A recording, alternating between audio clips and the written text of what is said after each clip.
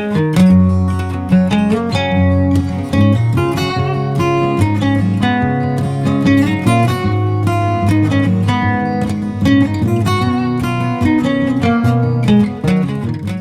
morning, everybody. Welcome back to the Daily Dose.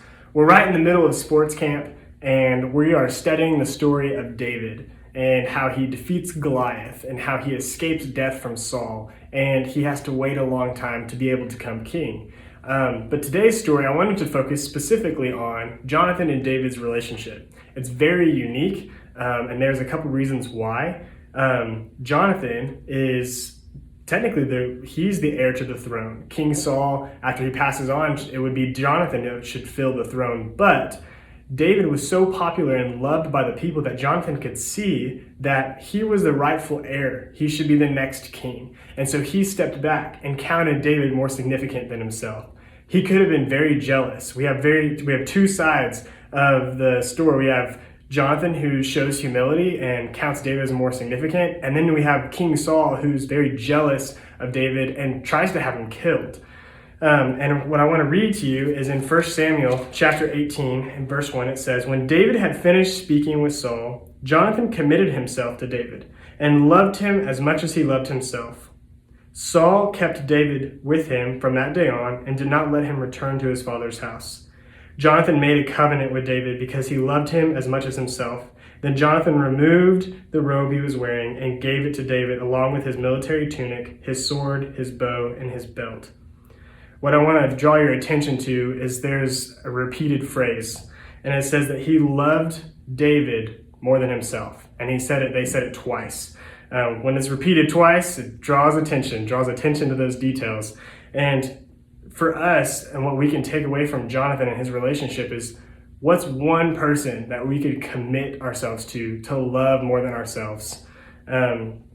And how he showed humility. He counted him more significant. He could have easily been jealous, but he didn't. And he could see that God was with David, and that David was significant, he was special.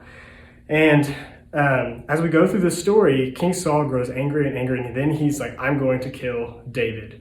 And Jonathan goes to bat, and he's like, hey, you shouldn't kill David. What has he done to wrong you? He hasn't done anything. And Saul's like, oh, that's right. I'm not going to kill him. But he lied. But Jonathan went out of his way to stand up for David. And then later at the meal, Saul hurls a spear right at Jonathan. And Jonathan and David work this plan out to keep David protected and send him running away from Saul so that he doesn't die. Jonathan easily couldn't have done anything. He could have just stepped back and let things happen, but he didn't because he committed himself to David. He loved him as much as himself. For me, it's really hard to fathom to love someone as much as myself. That's a really difficult thing that we have to deal with nowadays because we're constantly being fed of like what I need, what I want, and all these things that I could get. But to stop this week and to think for one moment how you could love someone more than yourself. Just one person you could show humility to, and you could change their whole day. Maybe it's someone that's your friend, or maybe it's someone that has wronged you or something you don't even know. But what an opportunity that God could use you in a way to further his kingdom and share the news of Jesus to someone that needs to hear it. And so I just challenge you guys today to show humility to one person, and just keep in mind Jonathan's courage and his commitment and his love for David, and go out and be a light to those around you. Thank you so much for watching. We'll see you guys next time.